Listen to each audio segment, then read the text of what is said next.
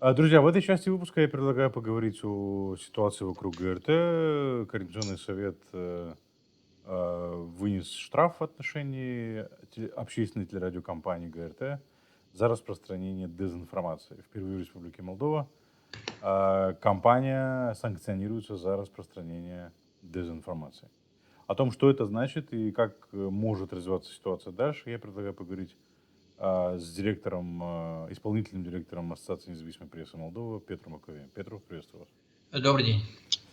Ну, как вы расцениваете? Мы с вами неоднократно, господин Маковей, обсуждали у нас в эфире ситуацию вокруг ГРТ, и вот Координационный совет, не Координационный, Совет по телевидению и радио, извините, да, Совет по телевидению и радио, он давно уже не координационный, просто совет, вынес штраф.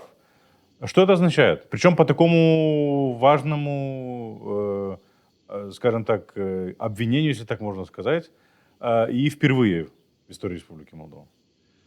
К сожалению, то, о чем мы с вами говорили, что ситуация ухудшается, это еще раз подтверждает это решение Совета по телевидению и радио. Это не только впервые. Удручает то, что впервые и под это подпадает публичный радиовещатель. Их двое у нас в стране, национальный и региональный. И вот региональный радиовещатель, который содержится за публичные деньги всех налогоплательщиков Гагаузии, и не только, потому что из национального бюджета тоже идут какие-то трансферты, и они используются в том числе на содержание публичного радиовещателя. Вот именно за деньги радиовещателя какая-то группа людей предпочитает заниматься распространением дезинформации. Напомню, понятие дезинформации было введено в наше законодательство не так давно. Очень долго разрабатывалась методология мониторинга телевидения и радиостанций относительно этой нормы, новой нормы в нашем законодательстве. И вот такая ситуация, о которой вы сказали, два радиовещателя из Гагаузской автономии оштрафованы на общую сумму в 100 тысяч леев. Это большая сумма, особенно для региональных, для маленьких телевидений. Это вообще очень огромное давление на бюджет. Но я прошу отметить и вас, и тех, которые нас слушают и видят сейчас, людей из Гагаузии не только, что, опять же, за публичные деньги какая-то группа людей распространяет ложь и дезинформацию относительно всего того, что происходит в нашей стране, в мире, в Гагаузской автономии. Я видел этот отчет. Да. Я знаю автора этого отчета, Анету Гонца. Год. Это одна из лучших эксперток нашей страны, которую ни в коем случае нельзя обвинить в каком-то политическом пристрастии или в пристрастности. Как раз это является одним из самых беспристрастных медиаэкспертов нашей страны.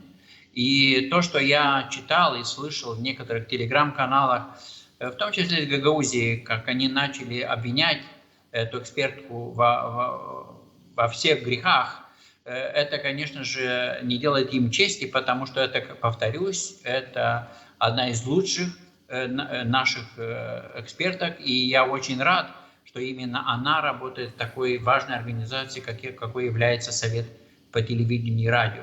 Я читал этот отчет, Да. И он удручает. Если читать все те случаи и все те нарративы, которые распространялись на публичном телевидении, то складывается впечатление, что речь вообще идет даже не о каком-то частном телевидении, что речь идет о каком-то пророссийском или каком-то механизме, Или даже российском. частью российской пропаганды. Да. Потому что редакционная политика, нынешняя редакционная политика публичного телевидения ГРТ в Камрате, она очень сильно напоминает редакционную политику некоторых телеканалов, рупоров прокремлевской пропаганды. И это, конечно же, очень удручает и очень прискорбно. Хорошо, тут я не знаю, кто, понятно, кто, да, обвиняет в предвзятости и так далее, и понятно, зачем они это делают, но у тех, кто как бы не находится под влиянием и воздействием российской пропаганды и не зависит от конвертов, которые приходят из посольства Российской Федерации, возникает другой вопрос. Доколе вообще все это можно терпеть? И там как бы уже давно было понятно, что этот ресурс, к сожалению, стал таким инструментом по продвижению агрессивной пропаганды против Республики Молдова. Я вот, если позволите, буквально возьму, такую предысторию расскажу. Я говорил с одним членом из Совета по телевидению и радио, потому что здесь распространяется, скажем, информация о том, что якобы кишиневские власти хотят отобрать лицензию. И я спросил, позвонил и спросил вообще, в какой ситуации может быть отобрана лицензия. Мне сказали, смотрите, скажем, Совет по телевидению и радио не исходит из этой логики, у него нет такого фокуса. Там проводится мониторинг, один раз провели предупреждение, второй раз штраф, третий раз. Там, в общем, я так понимаю, по нарастающей идет градация санкций. И в случае, если на протяжении нескольких раз подтверждается, это определено законодательством, подтверждается жесткое нарушение и к телевидению или радио не предпринимать никаких действий, то в этом случае могут приступить к, скажем так, лишению лицензии. И то это очень сложная процедура, есть горький опыт НИТа и так далее и тому подобное. И у меня возникает вопрос. Есть ли механизмы защиты в законодательстве Республики Молдова, которые на определенном этапе просто-напросто пошли бы, не знаю, то, чтобы закрыть это телевидение, или что сделать для того, чтобы оно не распространялось? Потому что, очевидно, я не уверен в том, что они примут во внимание отчет, они будут продолжать делать то же самое. Что в этом случае, господин Макарев? Во-первых, сами эти законодательные изменения, когда в Кодексе телевидения и радио ввели понятие дезинформация и увеличили штрафы, они как раз предполагают, что процедура рассмотрения ситуации, когда телевидение и радио распространяют дезинформацию, она упрощенная, и если ГРТ или любой другой медиаресурс, который подпадает под действие Кодекса телевидения и радио, будет распространять дезинформацию, то эта процедура, то это этапы, которые должны пройти до отнятия лицензии, они пройдут очень быстро.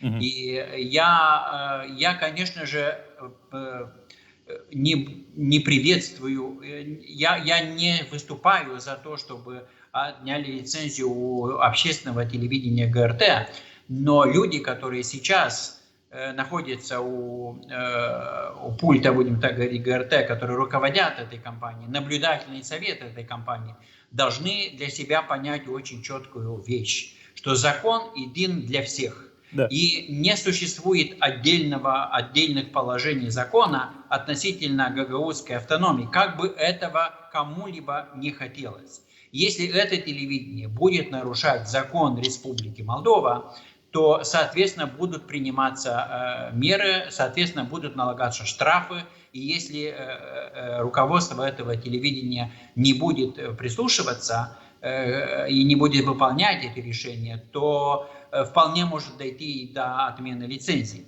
Я понимаю, что это чревато еще более углубленным, будем так сказать, нарративом относительно того, что Гагаузию кого-то чего-то там лишают полномочий и так далее. Но люди Гагаузии, жители автономии должны понимать, что мы не можем, автономия не может существовать в вакууме легислативном, юридическом вакууме. Есть закон. Закон обязан выполнять все телевидения, в том числе Молдова-1, национальный радиовещатель, в том числе ГРТ и частные телевидения.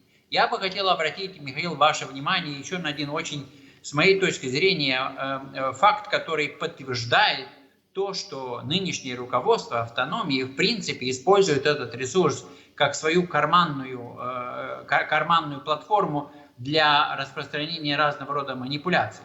На заседании Совета по телевидению и радио, когда заслушивался этот отчет, рядом с представителями ГРТ был и представитель исполкома, который даже пытался там, хотя это вообще не его функция, исполком не имеет ничего общего по закону, и по национальному закону, и по местному закону Гагаузии. Это якобы независимое телевидение с независимой редакционной политикой, но нет, представители властей хотели выступить на этом заседании. Было и даже это заявление Народного собрания, о котором, я думаю, мы с вами поговорим, потому что это смешной такой текст, особенно если учитывать, что из себя представляет сейчас общественное телевидение ГРТ, во что оно превратилось именно благодаря тому, что депутаты Народного собрания позволили этому случиться через наблюдательный совет, который они делегировали, через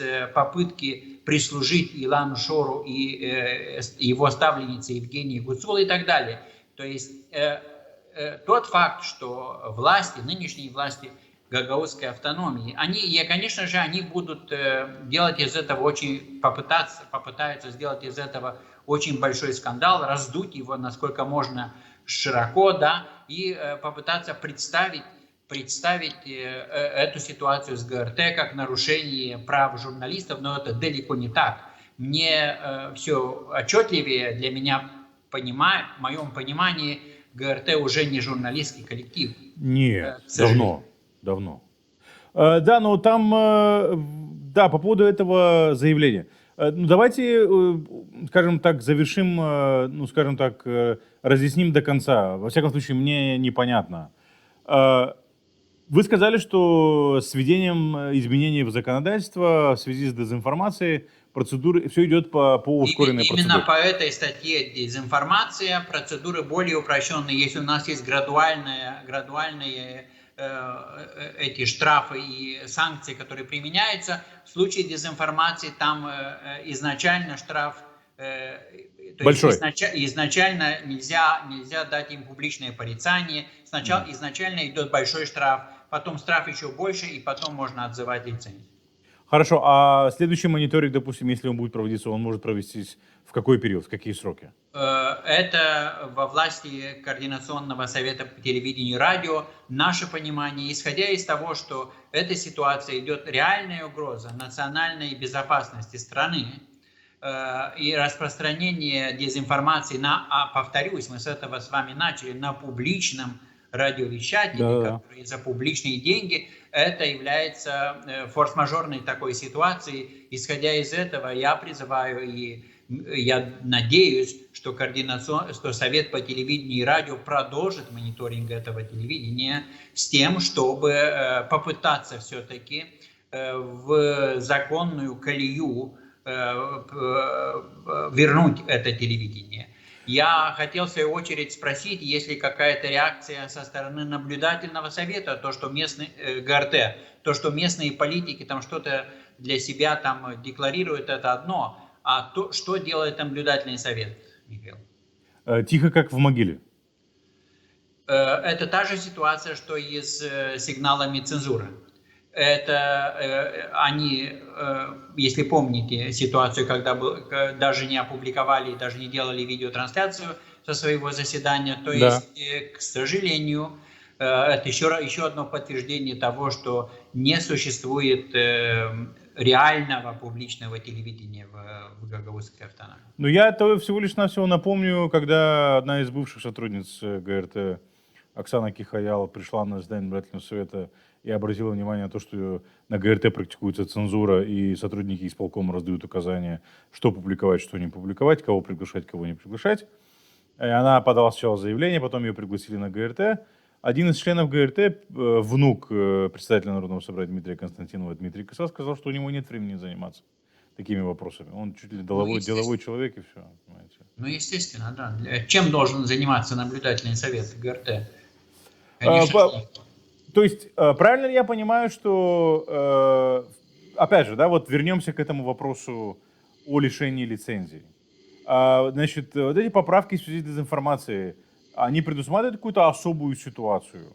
Вы сказали, что вот первый штраф был, потом может быть еще один мониторинг, когда он будет решить Совет по телевидению и радио. Если он будет, и если ситуация будет той же самой, а я предполагаю, что будет то же самое, то следующий штраф уже будет еще выше.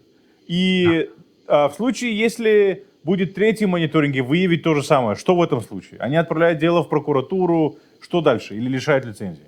Ну, я не могу, к сожалению, сказать точно, опираясь на нормы закона, но однозначно налагает Совет по телевидению и радио по упрощенной схеме рассматривает эти ситуации. Именно как раз для таких ситуаций были введены изменения в законе с тем, чтобы нарушения, которые вредят национальной безопасности, имели ускоренное решение с тем, чтобы не подвергать жителей страны или отдельного региона более большим угрозам. Ну, посмотрим. В общем, следим за тем, как будет вести себя дальше Совет по телевидению и радио, какие меры будет предпринимать. И, наверное, последний вопрос, последнее, что хотел бы с вами обсудить, это вот это письмо. Примечательно то, что заявление Народного собрания, оно подписано только председателем Народного собрания. Насколько мне известно, на Народном собрании это заявление не голосовали, его на голосование не выносили. А какова роль председателя Народного собрания Дмитрия Константинова, мы все знаем. Это случай с Андреем Спыной, когда он ворвался в студию и фактически прервал процесс производства передачи. Кстати, Фактически, да. еще одно доказательство того, что и Константинов, и другие нынешние руководители рассматривают ГРТ как свою подконтрольную какую-то компанию, где они могут диктовать. И это однозначно указывает на непонимание ими того, что такое общественное телевидение, как оно должно действовать и как можно на нее влиять. Ну, вот Тот факт, что подписал письмо только Константинов, для меня не удивляет меня. Я думаю, что с таким же успехом это письмо мог бы подписать Илон Шор. А как вам заявление по поводу того, что это заявление в поддержку независимой прессы, понимаете?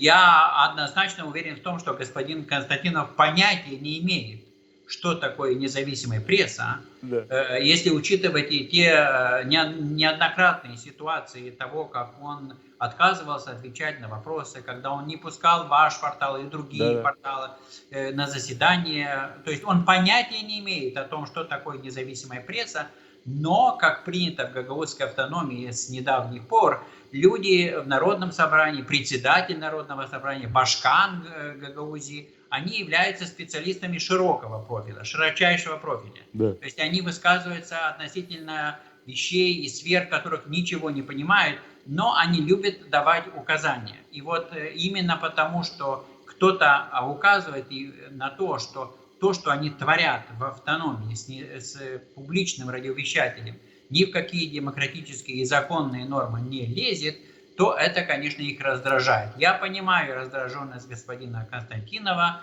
его начальников из Москвы, может быть, откуда-то из других частей света, но это не значит, что они могут превращать публичный радиовещатель в, извините, какую-то помойку, через которую распространяются самые грязные нарративы кремлевской пропаганды. Это противоречит закону, здравому смыслу, и я очень рад, что Совет по телевидению и радио не оставляет эту ситуацию и принимает какие-то меры. Господин Маковей, я благодарю, что нашли время и пришли к нам в эфир прокомментировать ситуацию. Будем рады видеть вас еще. Спасибо большое. Всего доброго. До свидания.